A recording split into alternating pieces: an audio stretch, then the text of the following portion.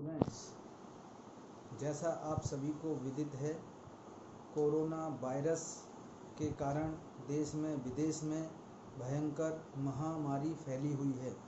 इस महामारी का अभी तक कोई उचित इलाज नहीं आ पाया है। इसका केवल एक ही इलाज है कि हम सभी अपने अपने घरों में सुरक्षित रहें। अगर किसी कारण से हमें बाहर जाना पड़ रहा है तो हम गमछे से, दुपट्टे से या घर पर ही बने मास्क से अपने फेस को अच्छी तरीके से कवर कर लें, तभी बाहर जाएं। बाहर जाकर भी अन्य व्यक्तियों से कम 1 या 6 मीटर की दूरी बनाकर रखें, जिससे कि हमें कोरोना वायरस का संक्रमण ना हो जाए। बाहर से लाई गई सभी वस्तुओं को गर्म पानी से या कीटाणुनाशक द्रव से अच्छी तरीके से धोकर तभी प्रयोग में लाएं। यह बहुत आवश्यक है, जिससे कि हम और हमारे सभी प्रियजन कोरोना वायरस के संक्रमण से बच सकें। आज मैं आपके सम्मुख आवर्त सारणी को कैसे याद करते हैं, उसमें 119 तत्व हैं। उन 119 तत्वों को याद किस तरीके से किया जाए, उसके बारे में मैं आपको बताऊंगा। पीरियोडिक टेबल में 119 तत्वों को याद करने का तरीका आपको समझाऊंगा।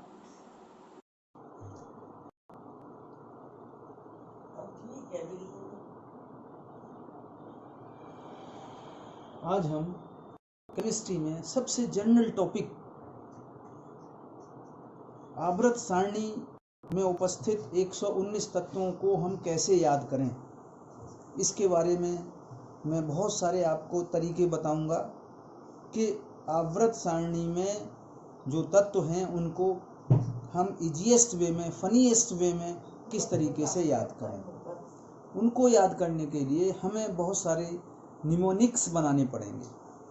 अब बात यही, निमोनिक्स होते क्या हैं। इसके लिए हमें कुछ अपने बचपन में जाना होगा और बहुत सारी चीज़ों को देखना पड़ेगा बचपन की।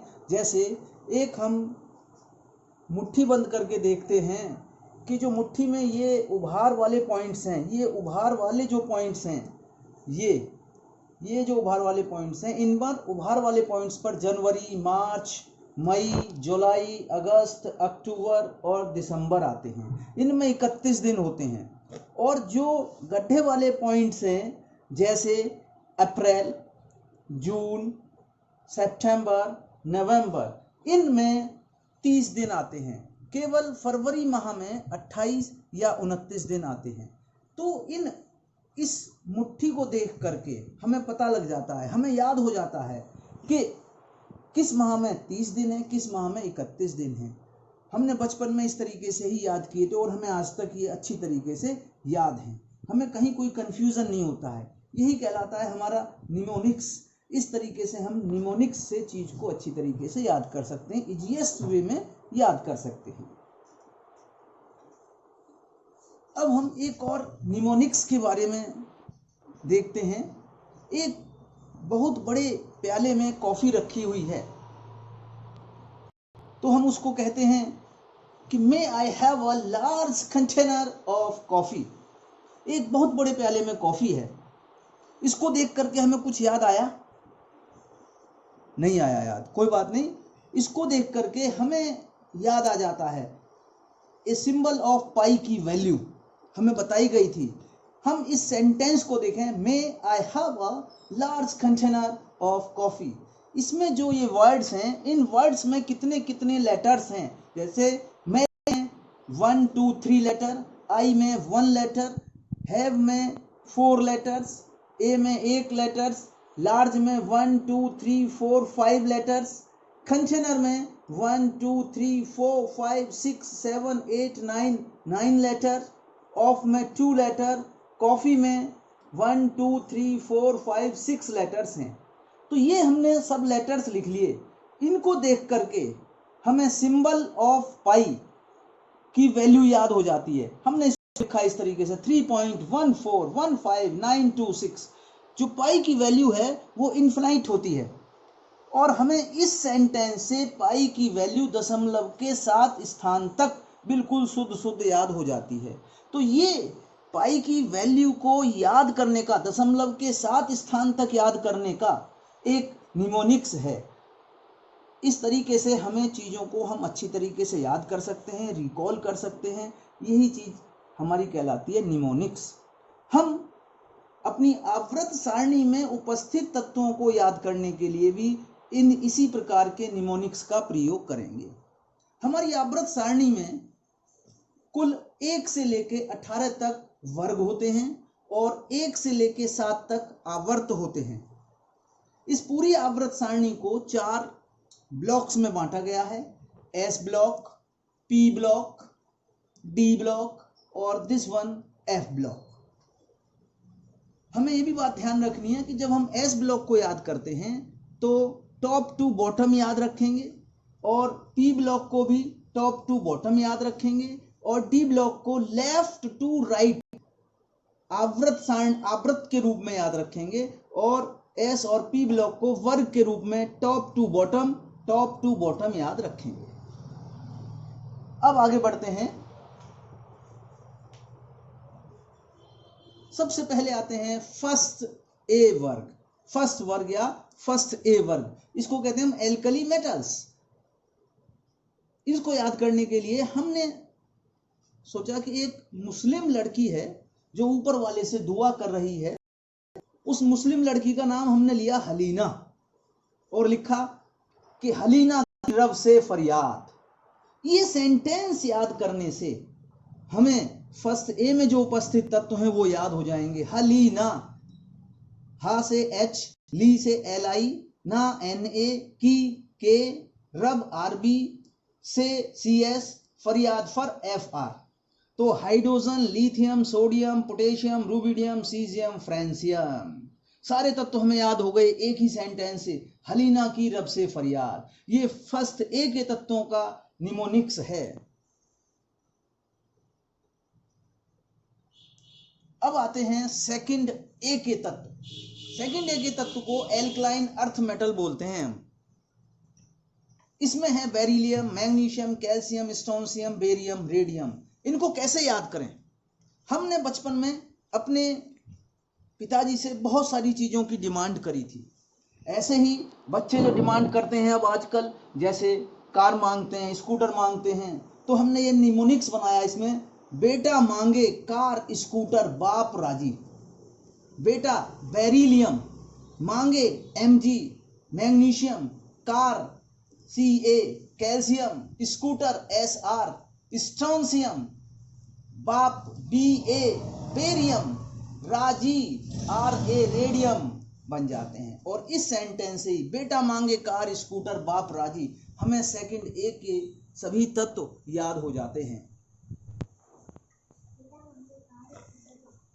अब आते हैं हम वर्ग 13 या थर्ड ए, बोरोन परिवार। पी ब्लॉक के तत्व हैं ये।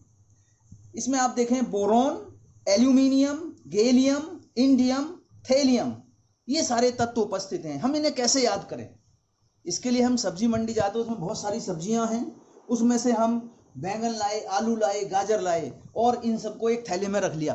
तो हमने लिखा यहाँ पर बैंगन, आलू, गाजर इन थैला। बस ये इसका निमोनिक्स हो गया। बैंगन, आलू, गाजर इन थैला। बैंगन बी से बोरोन, आलू एल से एल्यूमिनियम, गाजर जीए गैलियम, इंडियम, थैला टीएल थेलियम। और हमें ये सब याद हो गए। हमें केवल क्या याद रखना है? बैंगन, आलू, गाजर इन थैला। तो ये इसका निमोनिक्स है। इसके बाद आते हैं हम वर्ग 14 या फोर्थ तत्व कहलाते हैं। इसमें आप देखें कार्बन है, सिलिकॉन है, जर्मेनियम है, टिन है और लेड है। आपने देखा क्लास में बहुत सारी लड़कियां होती हैं, किसी का नाम गीता है, किसी का नाम स्नेहा है, किसी का नाम प्रभा है। अब चूंकि और भी बहुत सारी लड़कियां हैं तो हमने वहां कहा, एक निमोनिक्स बनाया इसके ऊपर हमने कि कौन सी गीता स्नेहा प्रभा, कौन सी गीता स्नेहा प्रभा, कौन सी, कौन से बन गया हमारा सी, कार्बन, CSIC सिलिकॉन, गीता सामने GE ले लिया, G से जर्मेनियम, स्नेहा एस्टिन बन गया हमारा, प्रभा PV लेड बन जाता है हमारा। और इस तरीके से इस सेंटेंस से, इस निमोनिक से, कौन सी गीता या प्रभा से हमें कार्बन परिवार के तत्व अच्छी तरीके से याद हो जाते हैं।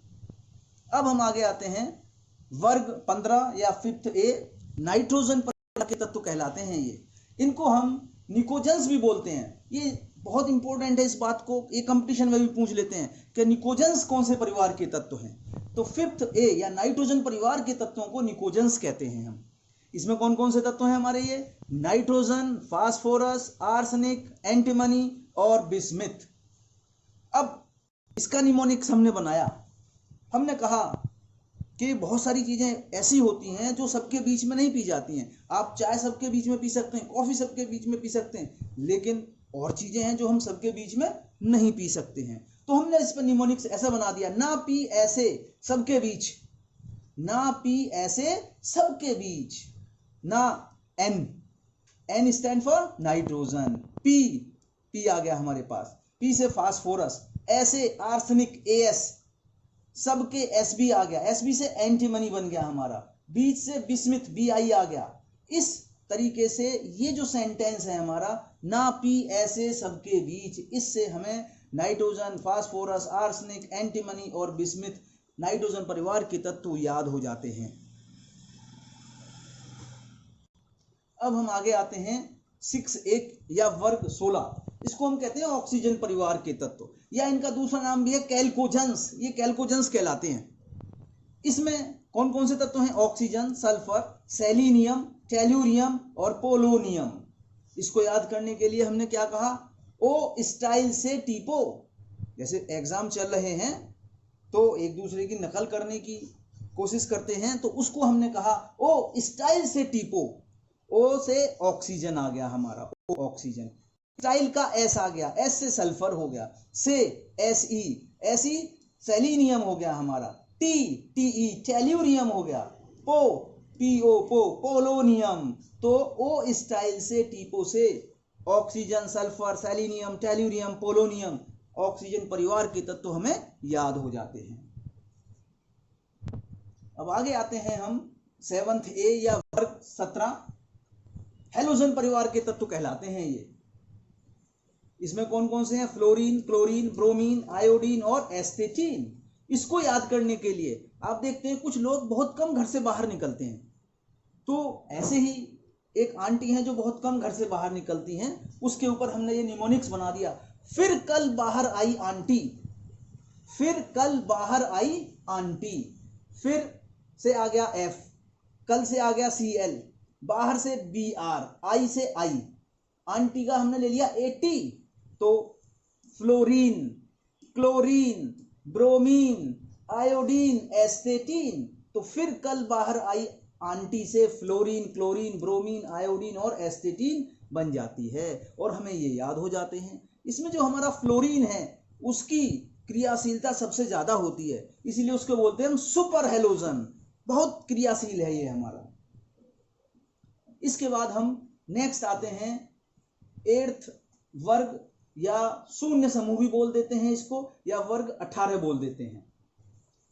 उत्कृष्ट गैस कहलाती हैं ये, या अक्रिय गैस कहलाती हैं। इनको दुर्लभ गैस भी बोल देते हैं और नोबल गैस भी बोल देते हैं, किसी भी रूप में इनको कहा जा सकता है, सभी नाम हैं इसके। इसको याद करने के लिए हमने जो निमोनिक्स बनाया, हिना, नीना और करीना का एक्सरे रंगीन, हिना, नीना और करीना का एक्सरे रंगीन। ये सेंटेंस हमें याद रखना है। हिना से HE, नीना से NE और से AR, Kareena KR, x ray XE, रंगीन का RN। तो helium, neon, argon, xenon, radon, सारे तत्व हमें याद हो जाते हैं, सारी अक्रिय गैस हमें याद हो जाती है केवल इस सेंटेंस से, helium, neon, argon, krypton, xenon और रेडोन। अब हम आगे आते हैं डी ब्लॉक के तत्व, संक्रमण तत्व कहलाते हैं। इनको हम लेफ्ट टू राइट याद करते हैं। सबसे पहले आती है हमारी प्रथम संक्रमण श्रेणी, 3D श्रेणी कहलाती है। इसमें स्कैंडियम से जिंक तक परमाणु क्रमांक 21 से 30 तक के तत्व होते हैं। इनको याद करने के लिए एक संस्कृत का श्लोक याद करना पड़ेगा। वो श्लोक क्या है? शक्ति वक्रमन फीको निकुंजन, शक्ति वक्रमन फीको निकुंजन। अगर हमें ये याद हो गया तो हम 3D संक्रमण श्रेणी के शक से हो गया हमारा Sc स्कैंडियम, टी से वेनेडियम, क्र Cr हो गया, क्र का Cr क्रोमियम, मन से manganese, Fe iron, cobalt Co, नी Ni नी, निकिल, Cu कॉपर, जन Zn जिंक। तो शक्ति वक्रमन फीको निकुंजन, अगर हमने ये सेंटेंस याद कर लिया, इससे हम scandium, titanium, vanadium, chromium, manganese, iron, cobalt, nickel, copper, zinc सारे तत्व याद करते हैं।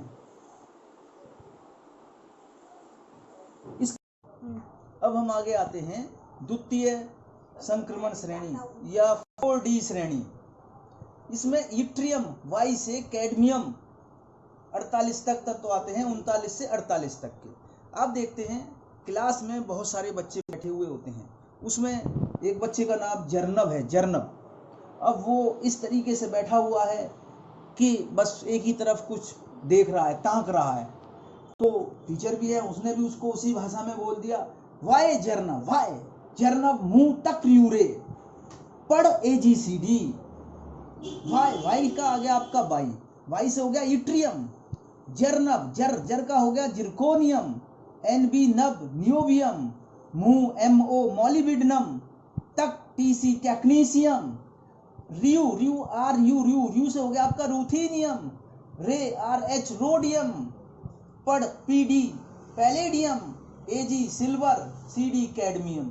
तो इस सेंटेंस से जर्नब मुंह तक रियू रे पढ़ ABCD, इसे याद करने से ही हमें द्वितीय संक्रमण श्रेणी के तत्व याद हो जाते हैं।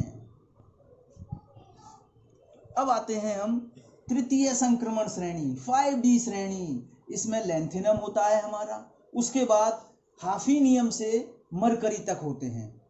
क्योंकि लैंथेनम के बाद के जो तत्व हैं 57, लैंथेनम के बाद के जो तत्व हैं 58 से, वो हमारे F ब्लॉक में चले जाते हैं।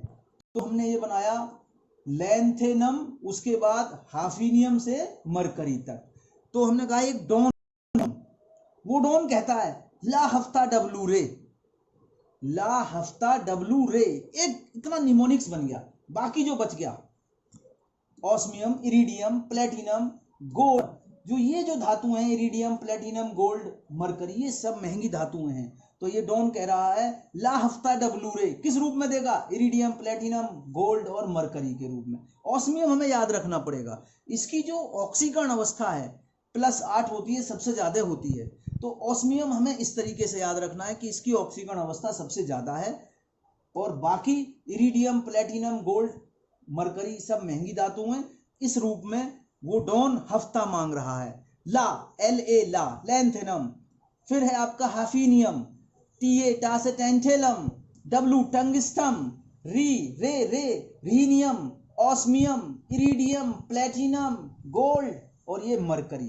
तो इस तरीके से ला हफ्ता डब्लू रे, ऑस्मियम, इरिडियम, प्लेटिनम, गोल्ड व सिल्वर के रूप में हमें ये याद हो जाते हैं।